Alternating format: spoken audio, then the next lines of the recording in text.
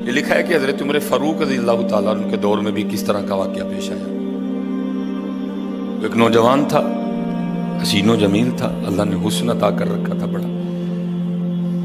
اس نے جب بھی نماز پڑھنے کے لیے آنا نا تو راستے میں ایک عورت تھی، اس کی نظر پڑتی، اور یہ کہا گیا ہے کہ جو نظر ہے یہ شیطان کے تیروں میں سے ایک تیر ہے حضرت۔ اسی لیے تو حضرت جی نظریں جھکا کے چلنے کا حکم دیا گیا ہے، کیونکہ جو نظر ہے یہ شیطان کے تیروں میں سے ایک تیر ہے حضرت جی۔ پڑھ تو یہ ایک دفعہ جاتی ہے لیکن کتنی دنوں تک حضرت اس نظر کا جو اثر ہے وہ دل سے نہیں جاتا۔ اپنی نظریں بڑی سنبھالو، اپنی نظریں بڑی سنبھالو۔ اس کی تو نظریں پاک تھیں لیکن راستے میں ایک عورت تھی، اس کی پاک نہیں تھی۔ اس نے آتے جاتے جاتے آتے آتے جاتے اس کو دیکھنا، شیطان نے اپنا کام کرنا شروع کر دیا۔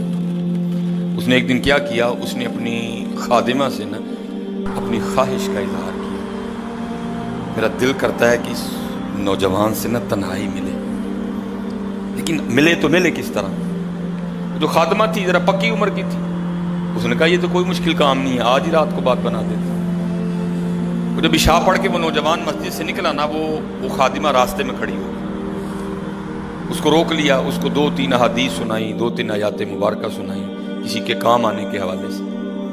ہمارے گھر میں مرد کوئی نہیں ہے، کچھ وزنی سا سامان اٹھانا ہے، اگر آپ اٹھا دیں تو بڑی نوازش ہوگی، اللہ راضی ہوگا، اللہ کے رسول راضی ہوگا، کوئی مسئلہ نہیں۔ اسی طرح ہوا حضرت، وہ گھر لے گئی، پچھلے کمرے میں لے گئی۔ وہ جیسے کمرے میں داخل ہوئے، وہ عورت پہلے موجود تھی، اس نے جناب اندر سے چٹکنی لگا لی اور اس کے سامنے اپنی خواہش کا اظہار کیا۔ جیسے میں نے کہا نا بڑا مشکل موقع ہوتا ہے، لیکن وہ نوجوان ہماری طرح کا نوجوان نہیں تھا، وہ قرآن والا نوجوان تھا، اس کا تعلق قرآن سے مضبوط تھا۔ اس کو یہی آیت یاد آئی، وَلِمَنْ خَافَ مَقَامَ رَبِّهِ جَنَّتَانِ، جو اپنے رب کے حضور کھڑا ہونے سے ڈر گیا، موقع بھی تھا، طاقت بھی تھی، عمر بھی تھی، خواہش بھی تھی، پھر بھی ڈر گیا، نہیں، میرا اللہ دیکھ رہا ہے، میں کل اپنے اللہ کے حضور کون سا منہ لے کے جاؤں گا، کس طرح اللہ اور اللہ کے رسول کی بارگاہ میں کل جاؤں گا، سارا کچھ کر سکتا تھا، کوئی تیسرا نہیں تھا، لیکن کیا نہیں، میرا اللہ دیکھ رہا ہے۔ وہ ایسا خوف طاری ہوا، ایسا خوف الہی طاری ہوا، گش کھا کے گر گئے نیچے۔ اب عورت ڈر گئی، آگے بڑھ کے کسی نے نبض نہیں دیکھی کہ زندہ ہے کہ شہید ہو گئے، انہوں نے سمجھا کہ شاید مر گئے۔ اس نے دروازہ کھٹکھٹایا، باہر سے اس نے خادمہ نے دروازہ کھولا، اس نے کہا یہ تو مر گیا۔ اس نے کہا یہ بھی کوئی مشکل بات نہیں، بھائی نام تو اس پہ لگے گا نا جس کے گھر سے لاش برآمد ہوگی، تم ٹانگیں پکڑو میں ہاتھ پکڑتی۔ انہوں نے تھوڑا سا محنت مشقت کر کے نا اٹھا کے جو باہر کوڑا پھینکنے کی جگہ تھی نا، اس نوجوان کو پھینک دیا۔ اب رات پڑ گئی، بیٹا گھر نہیں آ رہا، باپ پریشان تھا۔ جب کافی وقت گزرا نا تو والد صاحب بیٹے کی تلاش میں نکلے، تو راستے میں کیا دیکھتے ہیں کہ وہ جو کوڑا کرکٹ پھینکنے کی جگہ ہے وہاں بیٹا پڑا ہوا ہے۔ بیٹے کو اٹھایا، گھر لے آئے، منہ پہ پانی کے چھینٹے مارے، بیٹے کو ہوش آئی۔ باپ نے پوچھا پتر کیا ہوا؟ وہ بیٹے نے پھر سنانا شروع کیا۔ جب پھر وہاں پہنچا نا، اس عورت نے مجھے دعوت زنا دی، تو پہلے تو خوف الہی کی وجہ سے بے ہوش ہوا تھا، اس بار اتنا خوف الہی نے غلبہ کیا کہ واقعی روح پرواز کر گئی ہے۔ والد نے راتوں رات جنازہ کروا دیا۔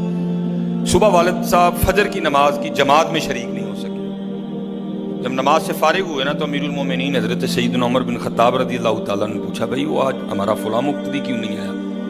لوگوں نے ساری بات سنائی، حضرت جوان بیٹا تھا، انتقال کر گیا، رات ہی کو جنازہ ہو گیا، شاید اس وجہ سے حضرت نہیں جماعت میں تشریف لا سکے۔ آپ نے فرمایا چلو اپنے بھائی کے غم میں شریک ہوتے ہیں۔ حضرت سیدنا عمر فاروق رضی اللہ تعالیٰ عنہ آئے، باتیں ہوتی رہیں، آپ نے بیٹے کے انتقال کی وجہ پوچھی، بیٹے نے ساری بات سنائی۔ آپ نے فرمایا اچھا تیرے بیٹے کا انتقال خوف الہی کی وجہ سے ہوا ہے؟ تو اللہ تو فرماتے ہیں وَلِمَنْ خَافَ مَقَامَ رَبِّهِ جَنَّتَانِ، اور جو ہمارے رب حضور کھڑا ہونے سے ڈر گیا اس کے لیے 2 جنتیں ہیں، تو چل پھر مجھے ذرا اپنے بیٹے کی قبر پہ لے کے چلنا ہے۔